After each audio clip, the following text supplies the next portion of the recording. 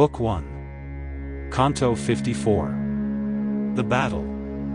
As Saint Vasishta answered so, nor let the cow of plenty go, the monarch, as a last resource, began to drag her off by force.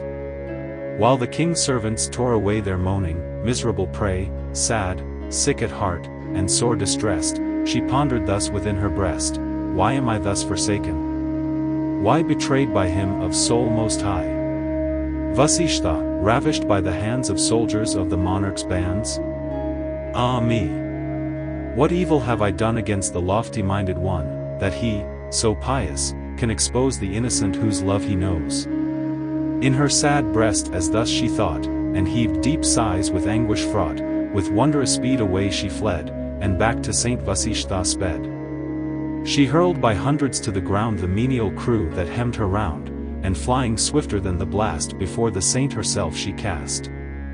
Their dapple skin before the saint stood moaning forth her sad complaint, and wept and lowed, such tones as come from wandering cloud or distant drum. O son of Brahma, thus cried she, why hast thou thus forsaken me, that the king's men, before thy face, bear off thy servant from her place? Then thus the Brahman saint replied to her whose heart with woe was tried, and grieving for his favourite's sake, as to a suffering sister spake, I leave thee not, dismiss the thought, nor, duteous, hast thou failed in aught. This king, o'erweening in the pride of power, has reft thee from my side. Little, I ween, my strength could do, gainst him, a mighty warrior too. Strong, as a soldier born and bred, great, as a king whom regions dread. See! What a host the conqueror leads, with elephants, and cars, and steeds.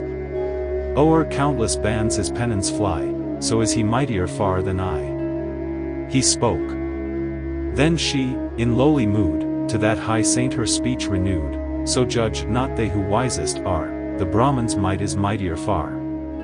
For Brahman's strength from heaven derive, and warriors bow when Brahmans strive. A boundless power, 'tis thine to wield, to such a king thou shouldst not yield, who, very mighty though he be, so fierce thy strength, must bow to thee. Command me, saint. Thy power divine has brought me here and made me thine, and I, how the tyrant boast, will tame his pride and slay his host. Then cried the glorious sage, create a mighty force the foe to mate. She lowed, and quickened into life, Pallavas, burning for the strife, King Visvamitra's army slew before the very leader's view. The monarch in excessive ire, his eyes with fury darting fire, rained every missile on the foe till all the Pallavas were low. She, seeing all her champions slain, lying by thousands on the plain, created, by her mere desire, Yavans and Sakas, fierce and dire.